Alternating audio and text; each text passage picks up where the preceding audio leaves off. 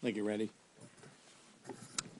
I'm Congressman Ed Royce from Orange County, California. If you were to ask economists what created this fiscal calamity, the first thing they would point to is the Federal Reserve and other central banks who over a period of 4 years set interest rates at a negative level, negative real interest rates. And so that created a great deal of ballooning in the economy, especially in the housing sector. Why so much in the housing sector?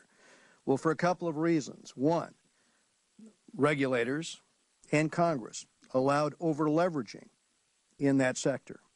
But specifically, one of the things we did in Congress, and it's never comfortable for members of this institution to look back at the role they played, but one of the things we did in 1992 was to pass the GSE Act, and as a consequence of that legislation, we allowed government-sponsored enterprises to over-leverage at a ratio of 100 to 1, and specifically in exchange for the goals that we set in Congress, they were supposed to, in their portfolio, hold 1/2 of those assets in subprime and Alt-A loans.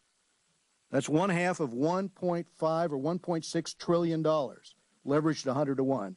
Now, the consequences of that, of course, eventually, was that first the Federal Reserve came to Congress and warned us in 2004 that we faced a systemic risk throughout the entire financial system that there would be a collapse. And Congress decided not to take action, not in that year or any of the following years. As a matter of fact, I remember some of the debates on this, and I remember Barney Frank, who's now chairman of the committee, saying when it comes to regulating Fannie and Freddie for safety and soundness like we do banks and thrifts, I don't want to do that, because when it comes to affordable housing, I'm willing to roll the dice a little bit on risk for affordable housing. A decision was made by Congress to allow this type of over-leveraging, and the cost to the taxpayers could accrue to about $400 billion. The cost to the system in terms of housing, the losses, were over $1 trillion. So what I'm sharing with you is that it was government intervention in the economy. And subsequently, the thing that concerns me is that a lot of this debt, a lot of this over-leverage has been transferred now onto the government, onto the taxpayers going forward. And what we see is a compounding of that initiative, of continued government intervention into the economy. One of the other concerns I have here is exactly what led to the problem with Fannie Mae and Freddie Mac, and that is the inability of a regulator who gets trumped by, well, in this case, you had OFEO, but you had HUD, and HUD was in charge of the mission. So you had bifurcated regulation, the same type of thing we could end up with if we listen to the concerns of the current safety and soundness regulators who are opposed to this Consumer Financial Protection Agency. What they're worried about is dueling regulators who bifurcate that regulation and do what HUD did with respect to Fannie and Freddie, which is to say, no, we trump safety and soundness because we have this mission requirement. In this case, our mission requirement is to get subprime lending up in the United States. We have to have a portfolio of 50% subprime and Alt-A loans.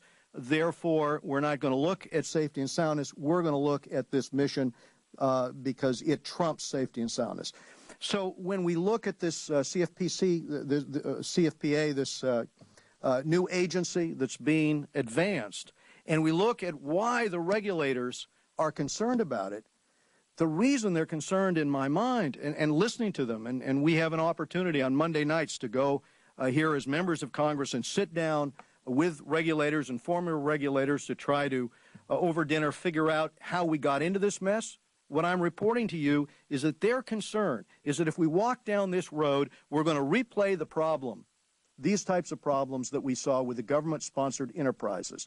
And given the massive losses that were created there, anytime you try to short-circuit the market and you believe in the fatal conceit that members of Congress can achieve a goal just by mandating that goal, or you give a regulator a power to trump safety and soundness, at the end of the day, you risk the type of meltdown that we saw in housing.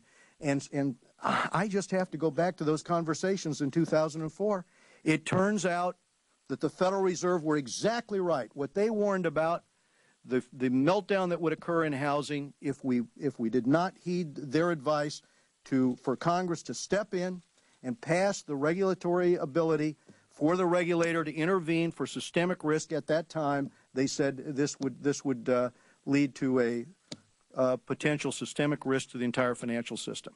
I think it's very, very clear that we should back off of this approach and begin to listen to the good advice that's been given to us in the past by the regulators, and with respect to the Fed, the advice they gave us about systemic risk. Thank you very much. We have one more speaker, Tom Price, is that right? And then